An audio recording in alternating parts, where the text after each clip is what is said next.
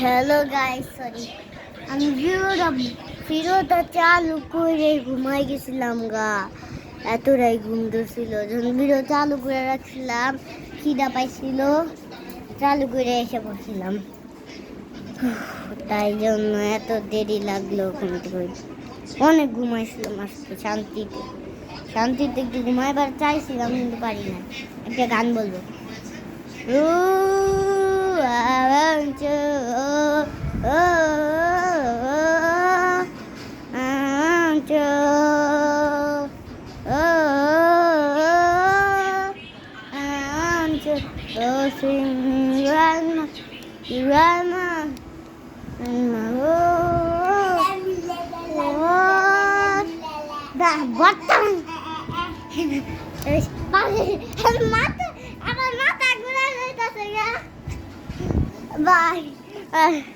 আমার মাথা ঘুরে গেছে, ভুলই পাইতাম।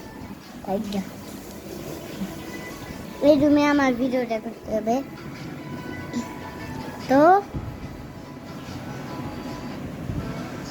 আমি যে ড্রয়িং এর ভিডিও করব, একটা ড্রয়িং এর ভিডিও করতে চাইছিলাম, আজকে এখন করবো আমার ড্রয়িং। আল্লাহ দেন, আমার ডায়েরি দেখতে পারেন না, নাম লেখা আমার ডায়েরি বেশি বসে। হ্যাঁ, আমার নাম লেখা নিয়ে যাবেন তো।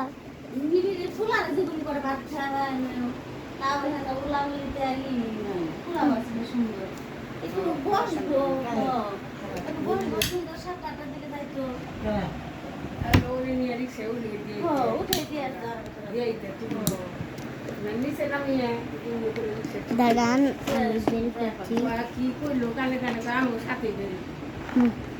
এই যে পায়ে গেছি সব, চলেন করি। এই কেউ কথা বলবো না, ড্রয়িং এর ভিডিও করুন, ড্রয়িং এর ভিডিও করুন। ড্রয়িং না ড্রয়িং না ড্রয়িং।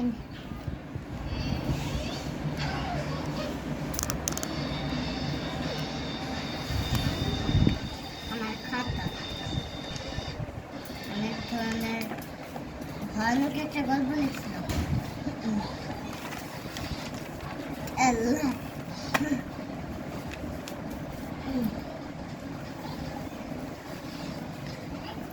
আমি একটা ইমোজি আঁকাবো, অনেক ধরনের ইমোজি। আমি এমন একটা ইমোজি বানাবো যেমন সুন্দর।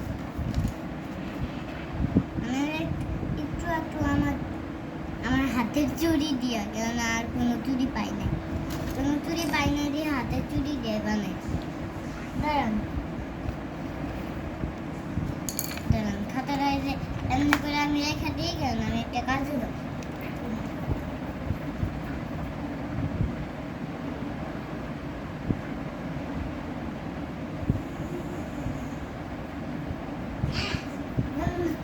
এই তো এসে বসে এই জিনিসটা নিয়ে, এই জিনিসটা লাগতো।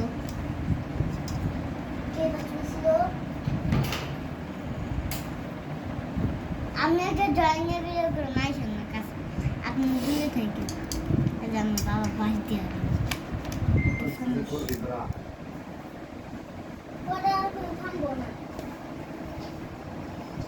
দাদা খালি বারে বারে ফালাইতেছে তো ফালাইতেছে,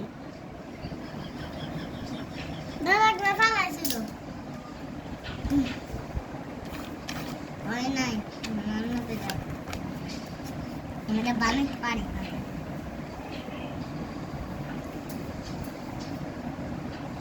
কি পানি দিয়ে ঠান্ডা আছে না, মাথা দিয়ে সত্যিকার ঠান্ডা শিওর। ওই যে ওই পাশ দিয়ে যান, না তো খাটের উপরে দিয়ে যান।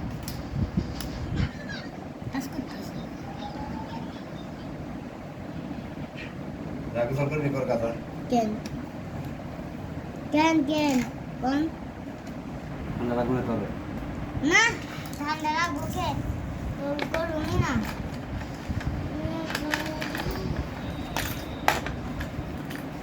এই যে আজকে আমি অনেক ইমোজি বানাবো, আমাদের কাছে লাল কালারের রং কোন রঙে আছে তাহলে এই কালারটা দিয়ে করতে হইতেছে অনেক কাজ আসছে এই যে দেখতে পাচ্ছেন একটু কাছে আনি এই যে ড্রয়িং আমার ড্রয়িং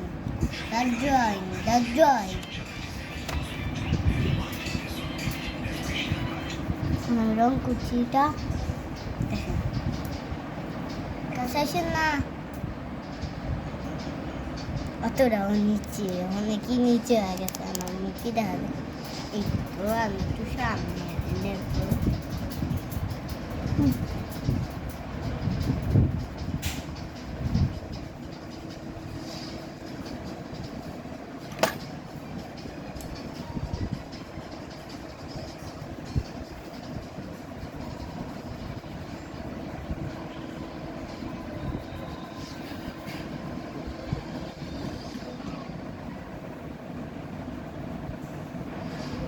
আজকে আমরা বাইরে গেলাম আর এক ধরনের খেলনা আনছি বুঝছেন তা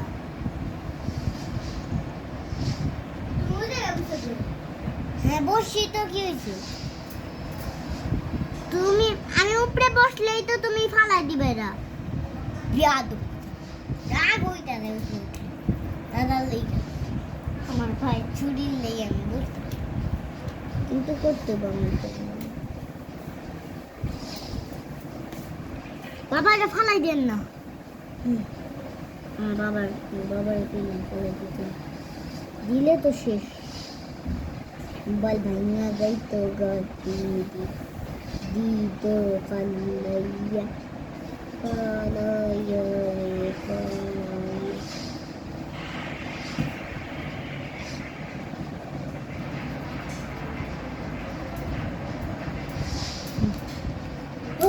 এতক্ষণ লাগতেছে মুখটা দিতে করতে চুল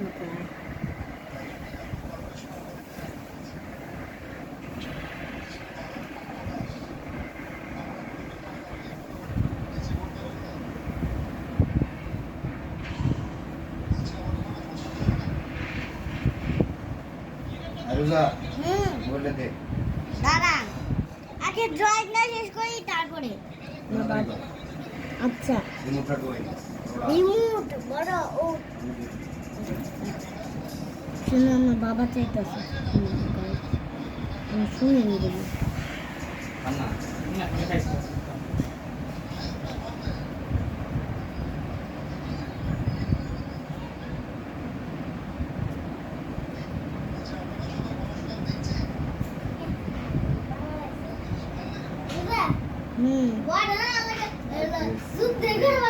কি ওয়ার্ডেন আমি রাস্তায় বসেছিলাম ওই এই যে এই জায়গায় দাঁড়াইছিল না এই জায়গাটা ছিল না আমি বুঝছো আমার অনেক কিছু কাছে আমি দেখো এই যে এই জায়গায় আমি দাঁড়াইছিলাম বুঝছো এই জায়গায় ওয়ার্ডেন দাঁড়াইছিল আমি এই যে ওয়ার্ডেনের পিছনে দাঁড়াইছি ওয়ার্ডেন ধরে আমাকে ধাক্কা দেওয়া লাগিয়েছি বুদ্ধি আছে আমার মাথায় আমার ভাইয়া একবার মুছছিলাম দেখছো একবার বলছিলাম কারণ আমি নিচে ক্রাশ করে আমার মাথায় তখন বুদ্ধি ছিল তারপরে যখন ডিসপোনিজি তখন আমি অনেক কোনায় গেছিলাম তারপরে দেখি ওই অনেক গেছিল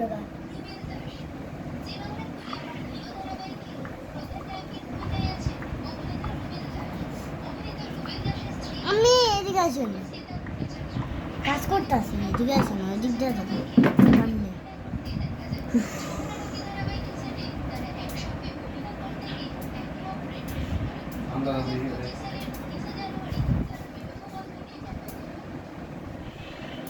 বাবা আমি যেই কাজটা বললাম না এই ভিডিওটা করতেছিলাম না এই ভিডিওটা এই করবেন না ডিলিট করবেন না এই ভিডিও কাজ করতে হবে আবার শুক্রবারে কাজ হবে সবকিছু আগের মধ্যে চলছে আর যে সবকিছুই চলছে এই পোর্টেবল পাওয়ার স্টেশন দিয়ে যেটা কিনা ইকোফ্লো E9 8G কি করছ সুজা জয়। মানে আপনি যদি একটা সোলার প্যানেলের সাথে লাগিয়ে নিতে পারেন তাহলে কিন্তু দিনের সময়